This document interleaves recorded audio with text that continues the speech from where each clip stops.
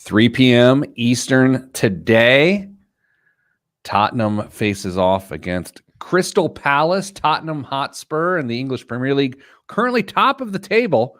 This is not soccer talk here on the Pete the Planner show, but it is the focus of my Friday as I'm geared up in my Tottenham gear like any other weirdo. Welcoming at this time to the program, Damian Dunn and Kristen Elanius, who it's cool that we have different tastes, correct? It's cool that we have, you guys don't care at all.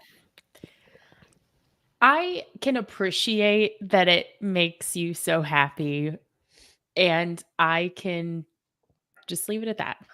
Well, I would say I appreciate that you've had a nice 1989 Taylor Swift version moment today. I'm glad that that makes you happy. Thank you. Despite how I feel, it doesn't matter how I feel about it. I'm happy for you. And Dame, I am happy for you, even though what you may find enjoyable, I don't. And that's you know what I find enjoyable? This would be for oh my gosh, I didn't know what was about to happen there. What is that? Hold on, I'm gonna make it. that? By the way, we are making a visual reference here. Yeah, sorry, podcast listeners. This is specifically for video. That is the new flashlight that the office bought me with my Amazon gift card for my birthday. So you are helping facilitate my little, I'll call it an addiction. It's all right. It's got 3 different light sources, Pete. It's got a laser, what I probably won't shine into the lens here, and it's Why also not? got. What would that do? Could that kill a viewer? Uh, No, I don't think that would hurt. Oh my gosh, that was surprising. Yeah. I didn't think that was going to happen. I can see it from about at least 150 and close to 200 yards away on something that I can paint with it. Okay. It's got a UV blacklight, which doesn't work very well on here. We're glad to have been a part of that. Yeah, and then a very, very bright light that I will not shine in the light because we all know what happened last time. But thank you for helping subsidize my addiction. Kristen, what was the phrase we came up with before the show? I appreciate that you have different tastes. Yeah, I appreciate that we have different tastes. Dame, happy birthday this week. Thank you. A ripe age of something, of which I turn next month. So yeah. Oh no, I was going to say it, but now I'm not going to say it because I don't want you to be embarrassed by your age. I don't care. I just 32, everybody. That's right. All right, let's do a show here today. Kristen, what are we starting with? Let's start with the question from the Roth IRA emailer. Okay. I've been consuming so many podcasts recently. Podcast references. You better tell what your favorites are so everybody else can go listen to them too. Well, I will. Committal. It's sort of a long story. Alas, I make the call. Here's the thing. My sleep has been a little rocky. Again? Mm-hmm. So what happens is I'll wake up at 4. Mm-hmm. And inevitably, I got to get back to sleep, and hearing people talk makes me go to sleep. All right.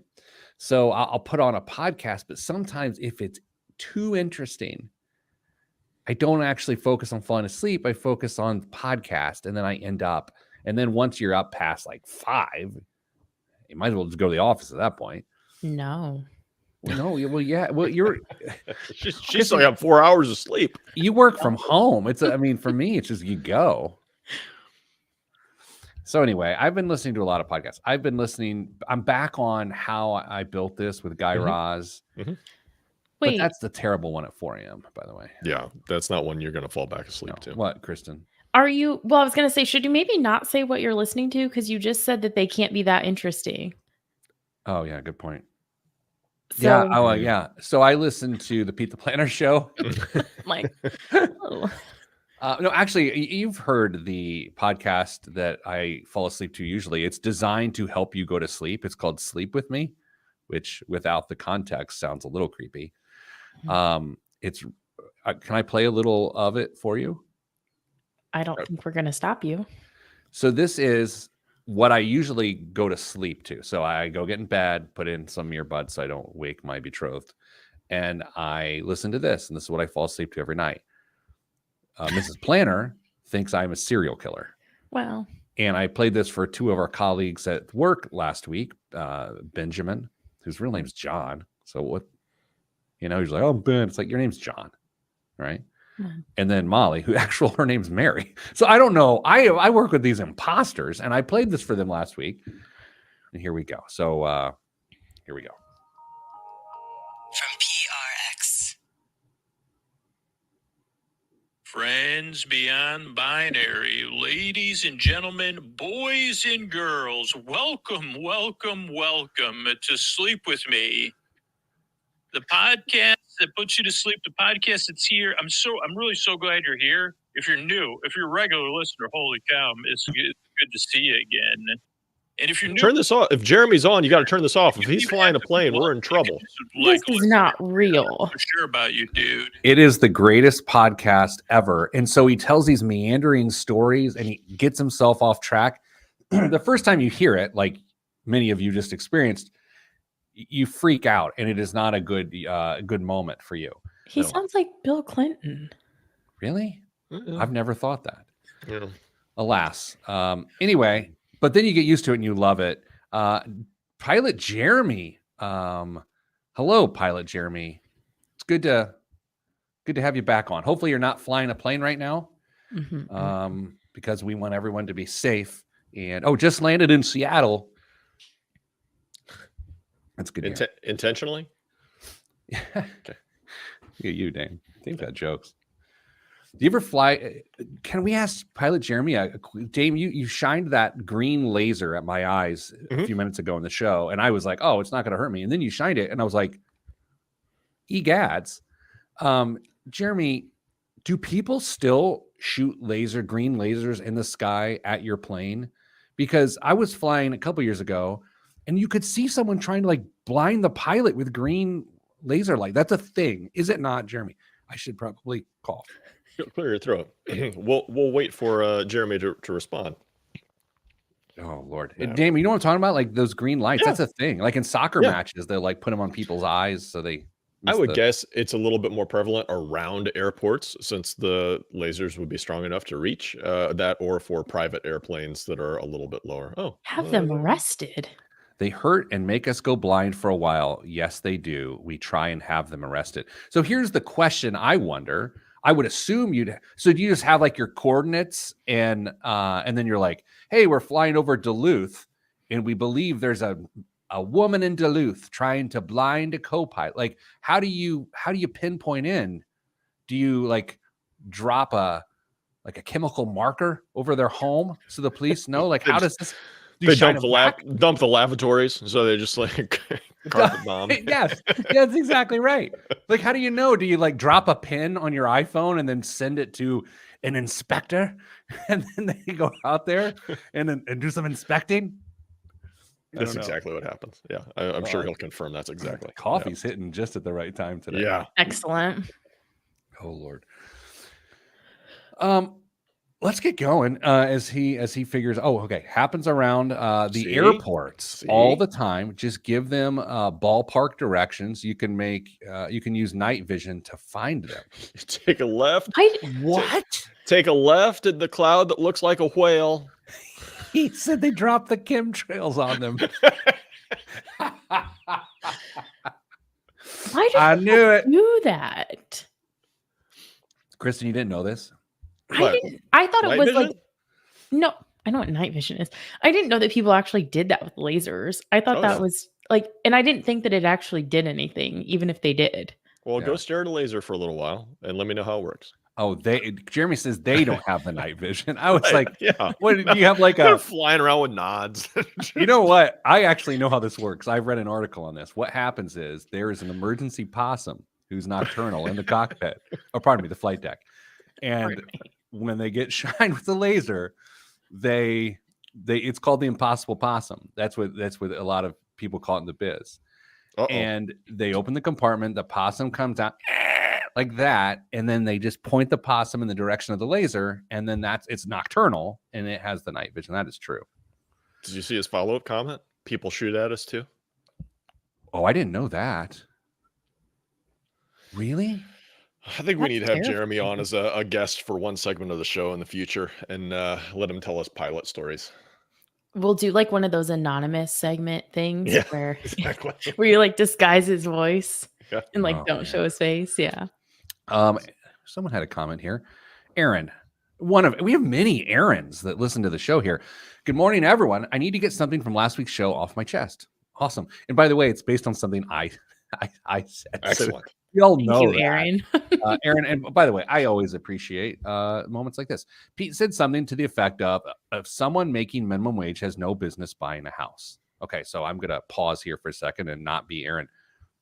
I in 2023, I stand by that, by the way, which could, then he says, which could be true, but I think it's really important to note that it wasn't a point worth making until they got to 2023. If it was always true, wouldn't have come up right away. Okay. So he's saying, Aaron, thank you, by the way. Kristen, he's saying in 1967 and 1995, when we looked at those other economics, that it wasn't necessarily true then that someone had no business buying a house.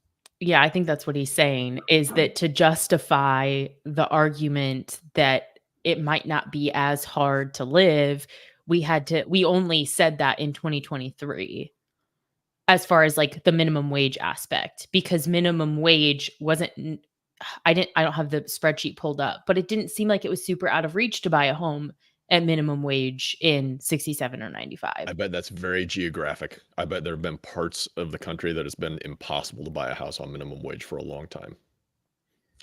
Jason said he just sent an email to us. You guys. Aaron, Jason says, I just sent an email with some comments about last week's episodes. Did you send it to your manager or did you send it to us? I'm going to send this to my boss. Yeah. Who's Pete the Planner? Why was everything compared to minimum wage? Almost no one pays minimum wage now. We did median too. Yeah, I know. Thanks for listening. That was a fun episode. You know, I will say, yeah, there were a couple of things we probably could have added there. So appreciate it. Man, can we not have? We have to have an entire pilot Jeremy episode. I will tell you, if you plan on having a 40-minute conversation with Jeremy, it's going to last an hour and a half. Just letting you know. Gosh, I love that. Very enjoyable. Don't get me wrong. Very enjoyable. Okay. Oh, wow. Wait, that could have. Dave, you could have been like, hey, let me tell you about this guy. He popped up and I was like, I have to talk to him. I haven't talked to him forever. Jeremy, we need to talk. Gosh, make it happen. I was watching the U.S. women's national soccer team play last night against Colombia, and they played terrible for what it's worth. And Mrs. Planner and I are sitting there, and like we've gone down this horrible rabbit hole of soccer in our lives. Like Mrs. Planner sitting on the couch, they show a picture of this ref who is in Sandy, Utah, the head ref in Sandy, Utah, officiating between the U.S. women's team and Colombia. And Mrs. Planner goes, "Oh, I know that ref." And I was like, wow, our lives have changed. And my point being, of wanting to hang out with Jeremy or having a beer with Rick Swink, there is a player on the U.S. women's national team named Lindsey Horan. And it is not nearly as creepy as it's probably going to sound. She's one of those people like Rick Swink I just want to have a beer with. I just want to have a beer with Lindsey Horan and Rick Swink and Jeremy, the pilot. And it will be the greatest round table. Well, maybe with Jeremiah, but I feel like he's going to, be upset that I'm the first to leave, Anyway. Let's do a show.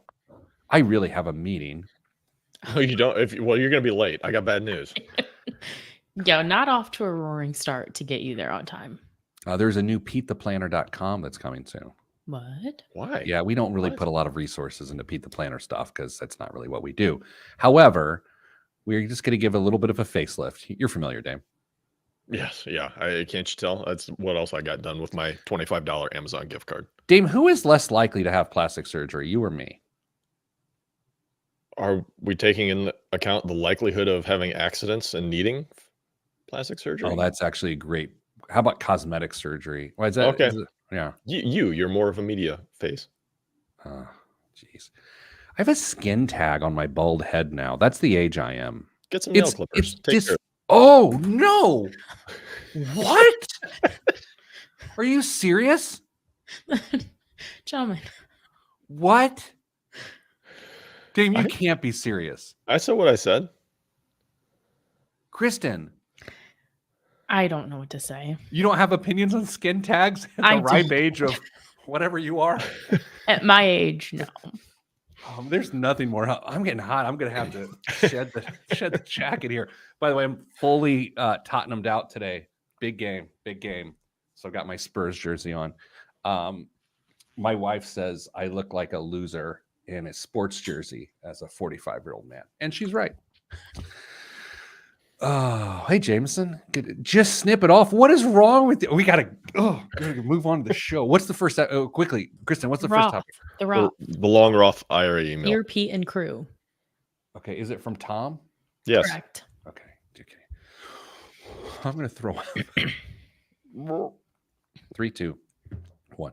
This week on the Pete the Planner Show, we answer your money questions. Here's how the show works. You email us, askpete@petetheplanner.com. That's askpete@petetheplanner.com, and we will answer your question. Joining me as most times, Kristen Elanius, Damian Dunn. Hello.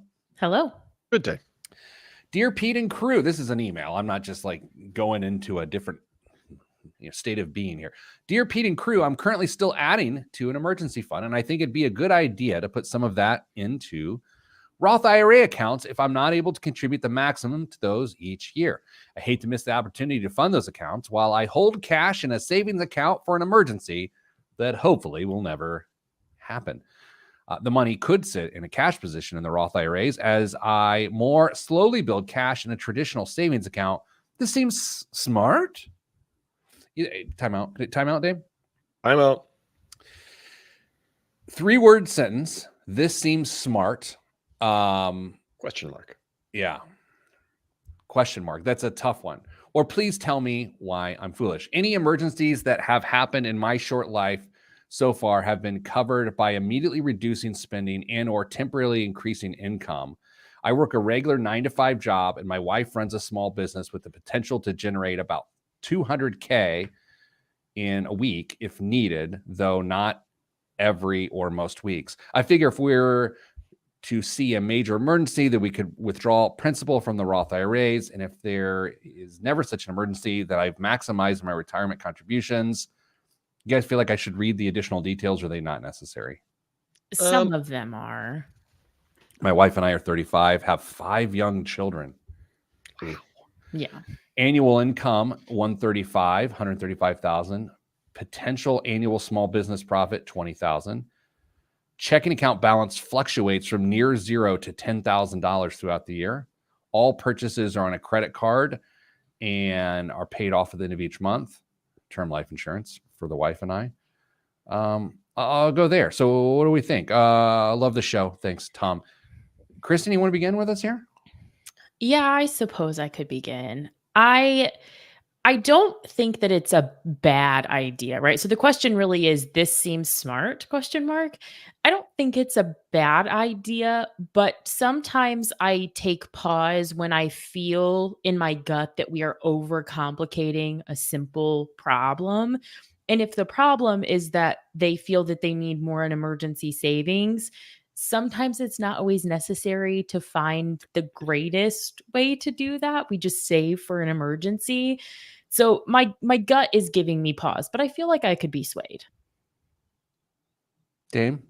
I've got questions. Okay. Pete, and you know what this means? This usually means we get to speculate. Yes. And we've learned that we are pretty good at like speculating. This. Okay, here we go.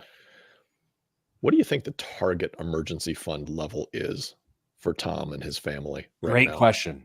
All right, $135,000 W-2 income. Mm-hmm.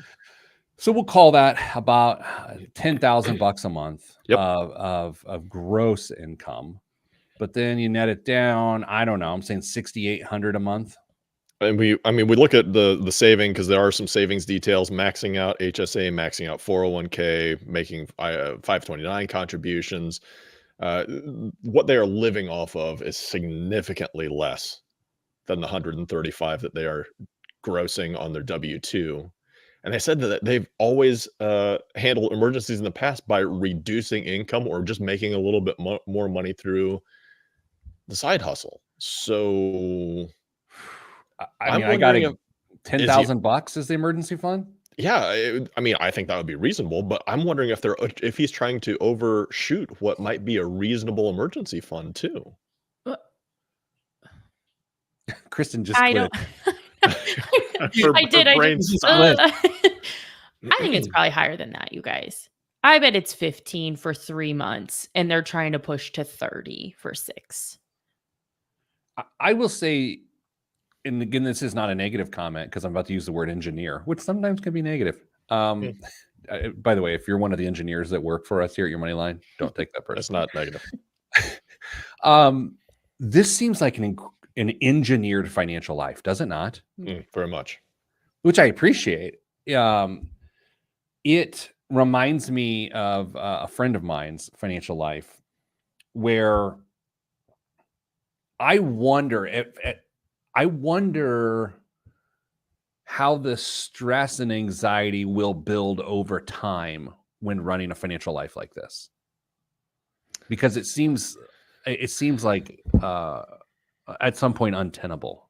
Dame, you agree or disagree? I don't know. Some people are just built like this. That's true. They love the details. They get into this stuff on day in day out, and they love it. And if this is the type of financial life that makes sense and gives a person a sense of peace and calm and the illusion of control, then so be it.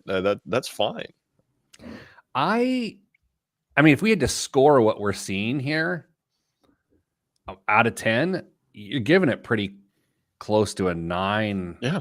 9.5, right? Yeah, absolutely. And they're doing a lot of stuff right here. And when you're trying to get into what do I do with my emergency fund, Pete, you and I and Kristen, I'm going to lump you into this too. Well, you feel free to pull the ripcord and eject at any moment, Kristen. Keep your accounts in the lane that they're supposed to be in. Retirement accounts for retirement. We don't try and use those for multiple things. I understand the Roth has some advantages to it, but I think the comment was made that, we just leave it in cash if we made the contributions to the Roth. Well, then what's the point? I would just leave it. If it's going to be built for emergency funds, then leave it in a savings account, a high yield savings account, and have access to it immediately. Because if you do need it, in the case that you can't cover it with reducing spending or increasing income in the short term, the last thing you want is to have to go through another hurdle of taking a distribution from a Roth IRA account. Just leave it accessible for emergencies. Can I play Diablo's advocate for a moment here? Sure, you're going to be wrong, but go ahead. So my HSA, I view it ideally as a long-term investment option if I don't need it for short-term healthcare. So isn't that somewhat similar to using the Roth IRA as an emergency fund? I would disagree with that because your HSA is structured to allow you to take money out of it with ease. I have a debit card that's linked to my HSA. You don't have that link with your Roth IRA because it's not really what the account's designed to do. But isn't it I mean, again, I don't love this idea that Tom has come up. I don't love it, but I also don't have a systemic issue with. I don't fundamentally disagree with it. You're also getting an immediate tax benefit by contributing to the HSA as well, whereas you're not with the Roth. You're playing the long term with the Roth, and if you're going to leave it in cash inside of the Roth, you're only giving yourself more speed bumps in the process that you're going to use it as it's intended to be used. Do you think that if he did what he's trying to do and put the money in the Roth with the hope that he would never need it for an emergency, then he would either A, try to cash flow emergencies that he shouldn't, or B, not spend money on things that he should and then make the situation worse? Do you think that's possible? I think it's possible. And in the Facebook comments, someone asked, if you put the money in the Roth IRA, are you going to actually use it, or would you lean on a credit card or something else if you had an emergency? And I think that's a similar question that you're asking. And that's where we get into personal behavior. You, the emailer, what in your heart of hearts, what would you be inclined to do? What is the heart of hearts? I don't know. A little section in the upper ventricle filled with cholesterol. All right, let's do this. Let's everyone calm down. Dame, calm down. Let's take a break. Still come up in the show. Another email, and then Dame went to an economic outlook conference or something. Very nerdy. And has some thoughts on what was shared at that event. He's going to talk about like what is ahead for the economy of the United States. Dame, just the academic of the show this week. All that's next on the Pete the Planner Show. Pete the Planner. Dame, I'm still cringing from your medical advice earlier. It was not medical advice, nor was it investment advice. There's nothing in this show that is professional in any way, shape, or form. It was awful. I can't think about anything else now. I could retell my story if that would make it better. Let's go to the next segment because I'm really going to miss a meeting. And now I'm going to take the ire of a guy who calls himself Ben, but his name is John, very clearly. It's on his birth certificate. Right. And his W-2. Have you seen his W-2? I'm hoping it matches up to what he files with the 1040. I'm going to screen share it right now. Okay.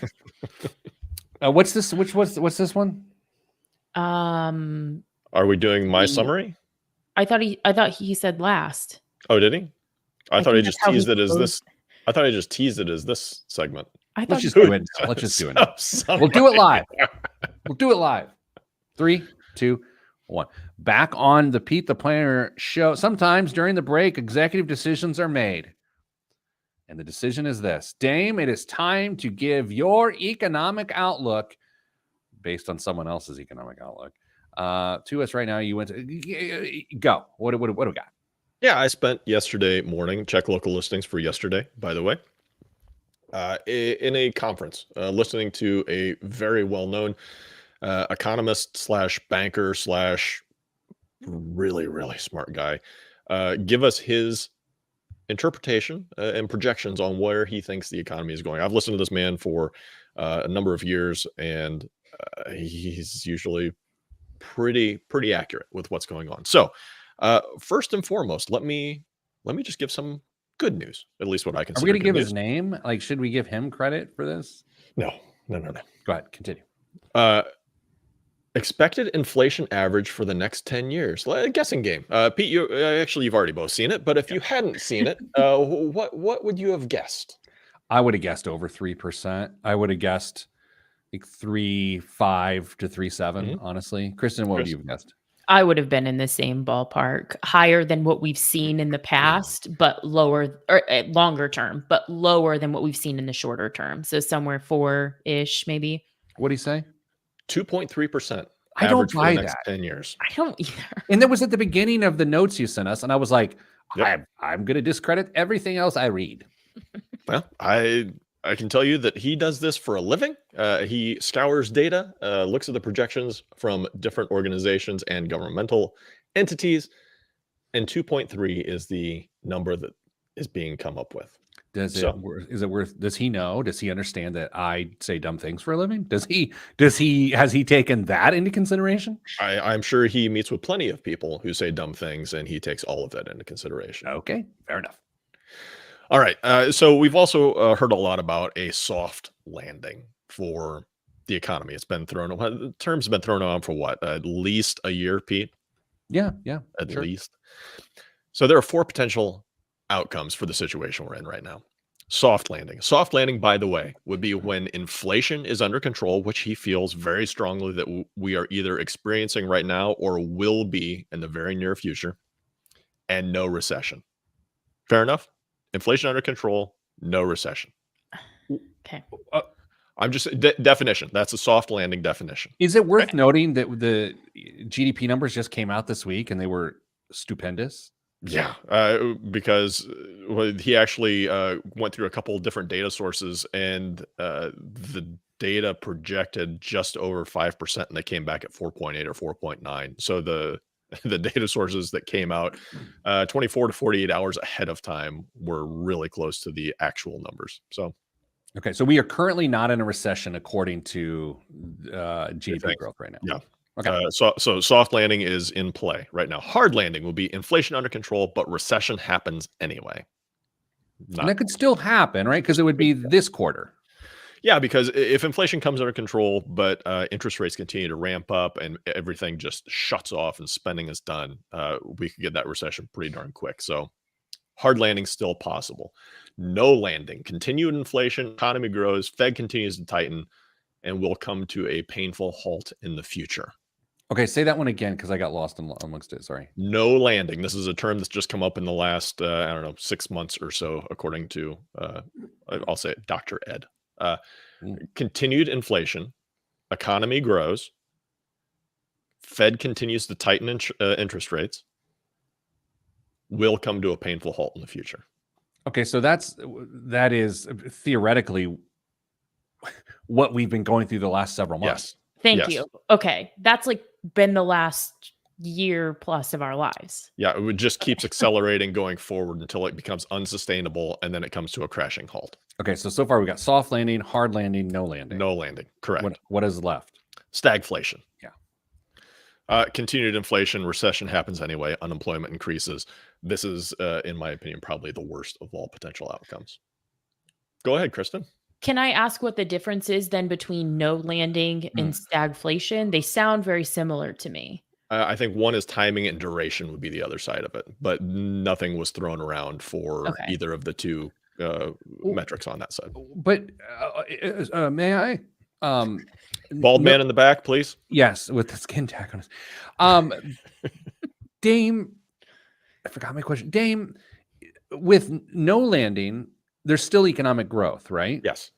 In stagflation, there are layoffs. There's unemployment. So that would say it is more choked growth, because if you're trying to find margin and the way you do it is by laying off people, is that actual growth? That's a dumb comment, but is there a distinction point between the two there?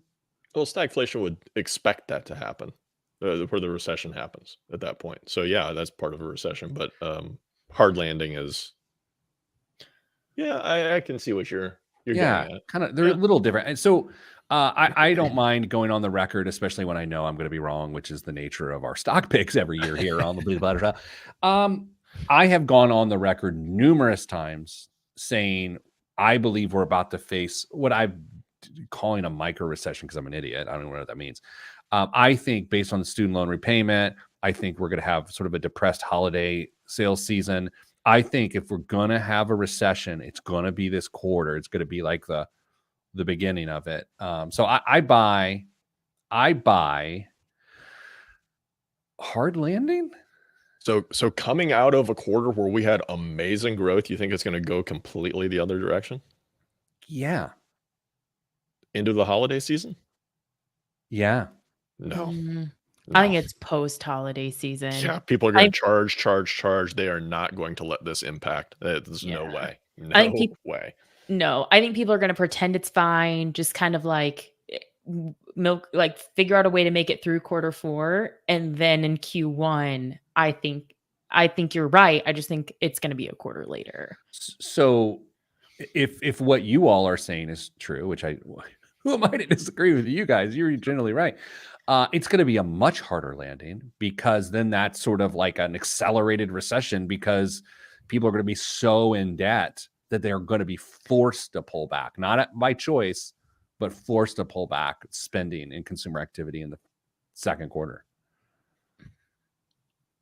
I would like to say forced. I wouldn't like to say forced. Oh. Sorry. Because I think spending behavior is becoming really ingrained, and I think it's going to take a while for it to get truncated. So I think this may drag out a little bit longer than you're thinking, Pete. Okay. People will hang on as long as they possibly can. All right. So what else was said at the conference? Some conflicting economic signals. The GDP obviously was spectacular as it was released, and then the FOMC, a Federal Open Market Committee, released their projections. They think that for the next 3 years, we're going to have a positive GDP with no negative years for the next 3 years, and the dynamic stochastic general equilibrium model. What? It takes in, which I'm doing a little bit of research on it. It's pretty cool. It takes into account a whole bunch of different factors. it projects a positive GDP for the next 3 years as well. So yield curve still inverted. Yield curve right now predicts that there's between a 40 and 50% likelihood of recession, though. So we're still getting conflicting indicators from the economy. Amateur economist and show favorite Jeremiah notes, do you guys see that Fidelity reported how 401k hardship withdrawals have increased? There are indicators people won't let lifestyle go yet. Tapping into savings to keep spending. Yeah, saw that. Yeah. Yep. You know, here's something. Did he talk about the election at all, or the election season? No, I was really hoping he would, and if we get into a protracted war over in the European theater, but nothing was brought up in that area. And it's with that that we take a break. Coming up after the break, another email question. Which one? I don't know. I didn't listen to the pre-show meeting. All that's next on the Pete the Planner Show. I'm Pete the Planner. And of course, I'm not joking. Which one are we doing? You wanted to do D? the Tyree question. Was it D that we were Yeah. going to talk about? Oh, yeah. I chose it and I don't remember. You did pick it. Sorry. Also, if I just disappear, they are digging up the concrete in front of my house and like my whole house is vibrating. So I'm like a little concerned. I don't know. What would be the disappear? Well, if I know they're putting in new internet lines on the street. So no. They're putting in new internet lines and they're digging for those new internet lines. So I'm like, I don't feel great about that because they hit one last week or the week before. So hopefully we're still here. You know what? While these hardworking American workers are trying to improve your community, you're sitting here making fun of your ability to communicate to outer space with others. I think it's you on your high horse. You're privileged. Dame, jump in, Dame. Oh, you're doing great. You have an unrealistic expectation. This is a very millennial. Dame, come on. Go touch some grass and get some dirt under your fingernails. Yes, there it is. You haven't chipped a nail your entire life. Dame. Nope. Dame.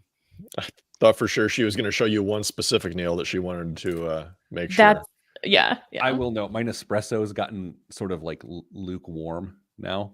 Drinking. Yeah. And it is not good. Not good. Okay. Let's keep going so that I don't get yelled at too much by a man named no one knows. He's a liar. Okay.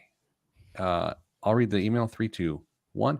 Back on the Pete the Planner Show, going into the mailbag. There's a song we used to have probably 10 years ago on the show, and I'd go into the mailbag. But really? Yeah, it would be like, it's the mailbag. And I was like, I did it myself. And then I'd play it. And I don't really want to do that anymore. Can't we pay somebody on Fiverr to recreate it? The last time I paid someone on Fiverr to do something for the show, you guys openly mocked me. I did not openly mock you. The Pete the Planner Show Fiverr lady that with the ukulele? No, I didn't mock you. Kristen, you hated it. I don't recall mocking you, though. I have on good authority amongst very personal conversations with your family and friends. Okay. That you mocked me. Oh, yep. Then it must be true. And I have the hidden video. Dear Pete, I need some advice. I'm 57, recently divorced, and just got laid off. I have a niche timeout. Granted. Okay, thank you. Niche, is that the pronunciation we're going with that? Yes. Niche. Okay. I have a niche professional career and struggling to find employment. Part age, part lack of openings. Even willing to take a step back, execs won't hire me for fear I could take their jobs. Ugh. I have $300,000 in savings and $1.2 million in retirement. That includes 401ks and IRAs. I'm currently renting because I sold my house as it was getting expensive to upkeep, and I was going to require some big maintenance investments soon. Can I afford to retire? Thanks, D. First off, D, I'm really sorry. I think we're all collectively sorry you're going through this right now. That's hard. I mean, it sounds like you've spent decades building a niche career, and in a world that you provide a lot of value, and to find yourself on the other side of that is not fun. So I'm really sorry that's going on. And by the way, when you said, can I afford to retire, Dame, I'm going to go ahead and assume D means like right now, right? Yeah, I think that's fair. Kristen, what jumps out to you? Age jumps out to me. Retirement before 57 just naturally kind of makes me take a step back. I know there's a lot of cash savings there, but as we all know, like especially medical situation, if there's no medical insurance involved and we're trying to bridge a gap to 65 without being able to draw on those qualified accounts, that gives me pause. Yeah, there's a couple things. You're right. There's a couple things going on here. Dame, it's hard for anyone to not look at this and go, $1.5 million of assets, no obligations of note. Correct. Right. But then the other side of that is, Dame, you know exactly how that $300,000 came to be, don't you? She sold her Maybe. house. Yeah. Sold her house. So Yeah. you got to think at least half of that, probably 2/3 of that to 3/4 of it came from the proceeds of selling that house post-divorce. And so that is to say, while the $1.2 million in retirement is great, it's the potential lack of propensity to stack dollars and savings that scares me the most about retiring right now, short of what Kristen said, which is the mechanics of trying to get qualified money out prior to 59 and a half. And even if she can go that route, let's say she lives off the savings until she's 59 and a half, that 1.2, assuming it stays 1.2 between now and then, it's only going to generate about 48 grand of income that still needs to have taxes paid on it. Yeah, so net that out. I mean, you're talking $2,800 a month of take-home pay, maybe. Yeah, the one thing though, as you were reading it, that I thought of, sounds like she's very professional, or very good at her career, and if niche, then there might actually be a demand. But if there's fear from some of the people who would otherwise consider hiring her, I wonder if there's an option to be a contract employee and consult in some of these things. So it's a defined engagement. She still makes some income, and she's able to bridge a little bit, maybe learn to live off of a smaller income in the meantime. So she's preparing for retirement. Maybe you might call it a mock retirement period before she actually goes through with it. Yeah, Kristen, as many of the listeners in the live stream, Big Rig Swink amongst them, really pointing out, it's like it's hard to know without cost of living. But again, based on there's some tells here, and then I'm making some jumps. At 57, to have $1.5 million, and I say this next sort of hypothesis respectfully, potentially some of that is part of a divorce settlement. Part of that, you never know how the assets were sort of figured pre-divorce and then how they sorted out post-divorce.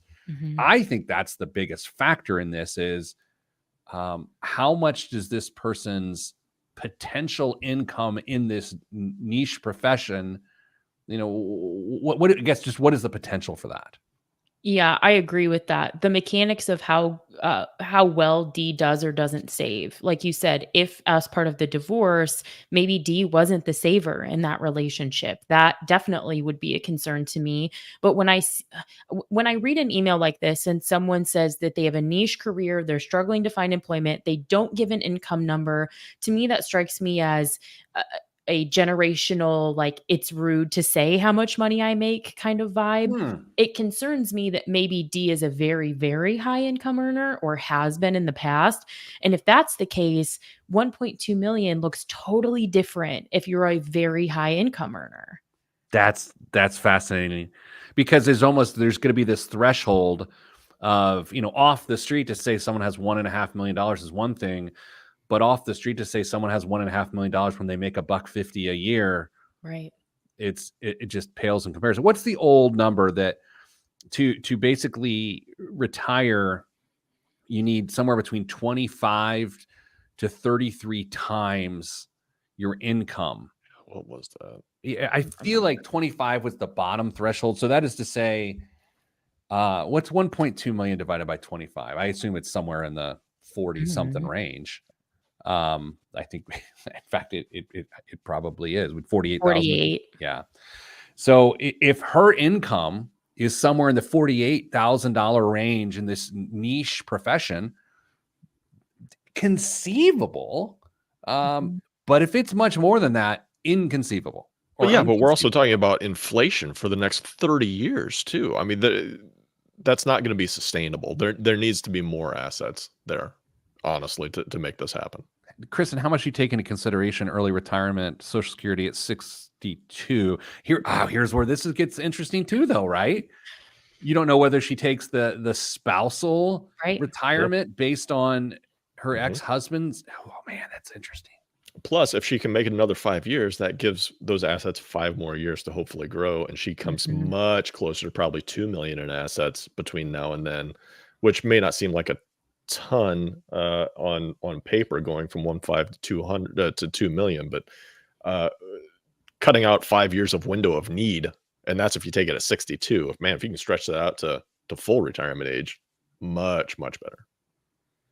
Yeah, Kristen or Dame, you guys are actually, you know what you're talking about. I don't. I just say things. But did the spousal benefit change in the last few years on Social Security in terms of like ex-spouse? Did that change, or has it stayed consistent? Stay consistent. Okay, so I guess you also need to take in consideration if for some reason your husband's income really was ex-husband's income was a lot higher than what yours was, then that spouse retirement option may be part of your financial planning. Dame, am I completely crazy, or is that arguably true? No, it's arguably true. They would have had to have been married for at least 10 years for that to be a potential option. All right, let's do this. D, we are saying probably not. Wait, is that our conclusion, everybody? Yeah. Probably don't retire right now. But that doesn't mean you can't get a more modest income job and redefine what it is to have that lifestyle. And you started that by renting as opposed to being a homeowner. Coming up after the break, biggest waste of money of the week in the news right here on the Pete the Planner Show. I'm Pete the Planner. Pilot Jeremy's got to take off. You know, most times when people are like, hey, man, I got to take off. See you later. No, he literally is taking off. Yeah. Like, no, man, I got to take off. Oh, what do you mean? No, I'm going to fly some humans through the air. Do you think he eats just Bischoff cookies or he hates them at this point? I hate them. He's gotta hate them. I'll find out, but I'll ask. You know, let's say he goes to like his in-laws for dinner and his mother-in-law is like, oh, I found this recipe for a cheesecake and it's got a Bischoff cookie crust. And he just like leaves. He's like, I hate you all. He storms out and grabs his green lasers and starts shooting them up at planes. I shoot some of cars going by to get back at people. Yeah. Oh, this is cross-country skier. Here, try this laser. It's like all forms of transportation. It's like he's getting back at them. Sure. Mm-hmm. You know what we failed to mention in the last segment? The possum, whether the possum goes to have the cheesecake and it loves Bischoff cookies is right. Right. It would. Oh, did you have like I actually thought of something. I'm sorry, but it's actually good, I feel. For someone who's 57, who was really hustling in their career, niche professional, to think they're going to totally step back from work at the age of 57, someone like D is going to go stir crazy. It sounds fun to retire, but then what do you do? You know, I did figure out what her niche profession is. Possum trainer. Possum trainer. Yeah, she's an in-flight possum trainer. Oh my. Kristen and Dame, this show streams live on LinkedIn. Yeah. Which means your career path forward is linked to this moment. There's a man in a Tottenham Hotspur jersey. Yeah. Talking about possum training for airplanes. And you're part of this. This is part of your career path in this moment. How's it going? I think there's a lawsuit there. was gonna say, I think it means that we're stuck here forever. Because like, where else are we gonna go now? You know? It's like, oh, well, can you send me some film of what you've done? And it's like, let's say it all has burned down except this moment. You have to send it. And they're like, I'm sorry, can't do it. All right, let's do the next segment. I think the answer is I don't have anything to share. I'm sorry. Oh my gosh. Okay, 3, maybe 2, 1. This week's biggest waste of money of the week, right here on the Pete the Planner show, is the Volback Indestructible Belt. Built with the single strongest fiber known to man. The Volback Indestructible Belt can hold more than just pants. Its high strength Dyneema core is 15 times stronger than steel, giving it the ability to carry 4 tons or around 10 grizzly bears. A Cobra buckle featuring a patented locking mechanism that makes it impossible to release under tension and has already survived a supersonic free fall from space. Each belt arrives in a custom anodized metal case with a 3D printed latch. Now, Dame, I myself have eaten at numerous buffets. I will take down Italian beef sandwiches, fries, and I feel that my pants need more room. And I feel like an indestructible belt could actually kill you if you're in that situation. It is not going to give. It is not going to have the natural stretch the fiber needs of a Midwesterner like me who is hungry upon landing from a flight. So, Dame, I say to you, who needs an indestructible belt? I want it destructible. And so, therefore, any cost of this is a big waste of money, no?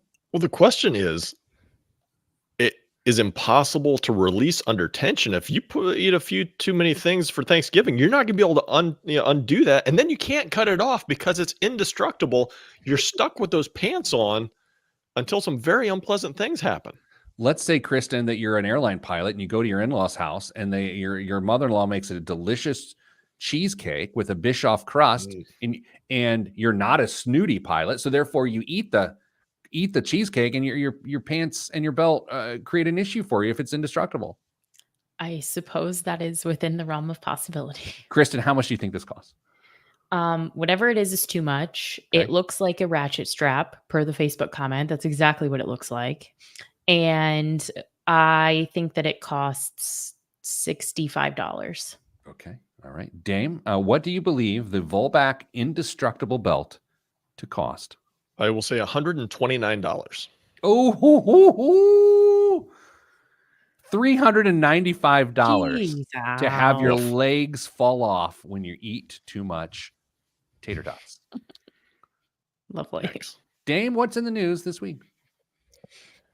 Everybody's favorite governmental organization, the IRS, is moving ahead with a plan to build its own free tax filing program known as Direct File, announcing Tuesday that a pilot version will be available to some taxpayers in 13 states next year. Armed with an influx of new money approved by Democrats last year, the IRS is conducting a major overhaul of its operations despite continued threats from Republicans to cut future funding and even abolish the agency altogether. Not going to happen.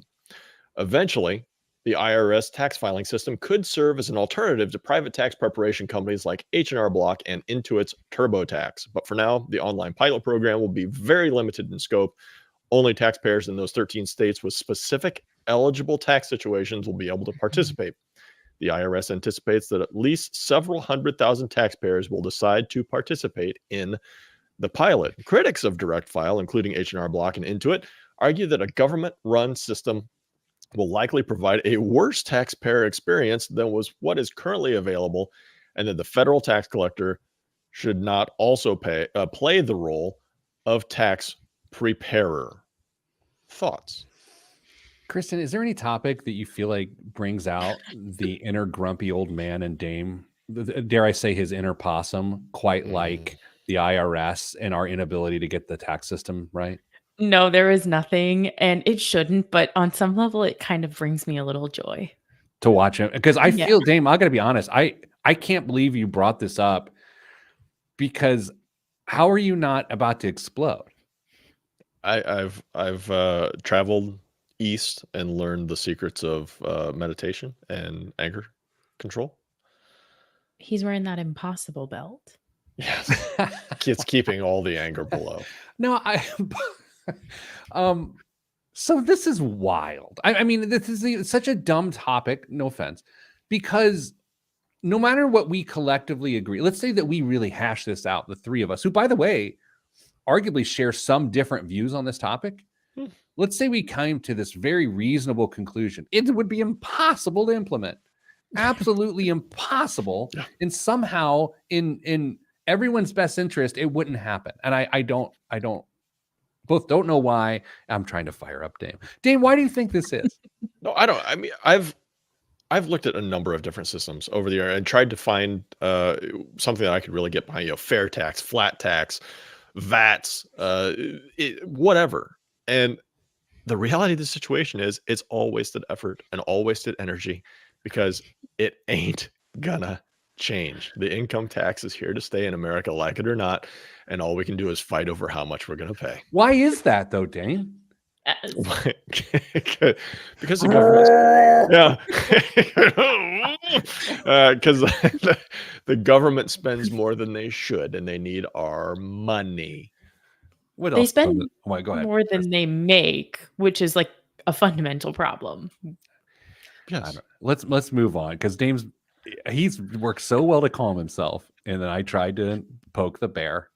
All right, Dame, what else is in the news? U.S. household wealth ballooned at a record pace during the pandemic as the government doled out unprecedented aid. Americans hunkered down amid widespread lockdowns, and stock and home values soared. According to the Federal Reserve survey from 2019 to 2022, the median net worth of U.S. families surged. I'm going to leave a pause there for you to guess a percentage of how much they surged. Percentage.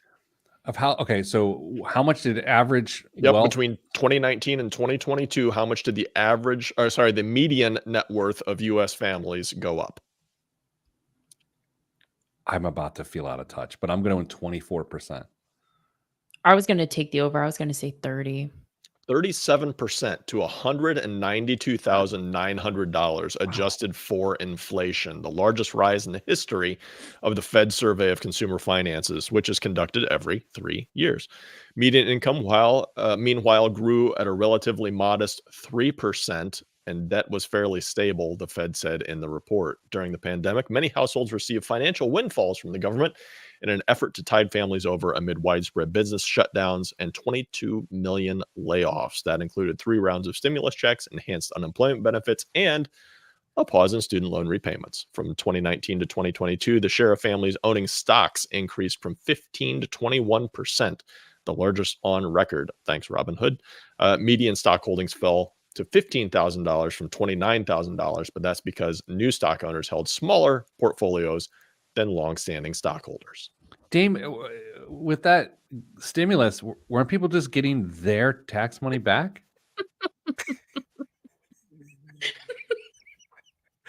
It's their money, right? Yeah, so it's their money, every penny of it. I'm having a really good time. It's somebody's money, maybe not theirs. What's in that cup you're drinking out of? Is there chamomile tea in there? It's getting a little low. It's going to need a refill before I move on with the rest of my day. What else is in the news? Oh, you want me to do more? Yes. Average cost of health insurance plan offered through an employer rose 7% this year to $23,968 for family plans and $8,400 and change for individuals, according to a new survey from the private health foundation KFF. The jump was the highest since 2011 and was driven by inflation, as well as higher wages for healthcare workers and hospital system mergers, according to health policy experts. Ours did not go up that much. No, it did not. All right. It was a fun show, right? I'm glad I could entertain you. Oh my gosh. Dame, go on a long walk, buddy. Okay. See you Monday. Oh, wait. All right. Kristen, thank you very much for your contributions today. Yes, of course. Dame, thank you, my man. You're welcome. And let's hope that Tottenham Hotspur remains on top of the table going in to English Premier Week 8 or something like that. Anyway, that's all we got. Sending good vibes because good vibes are all that's in the budget. I'm Pete the Planner. This is Pete the Planner show.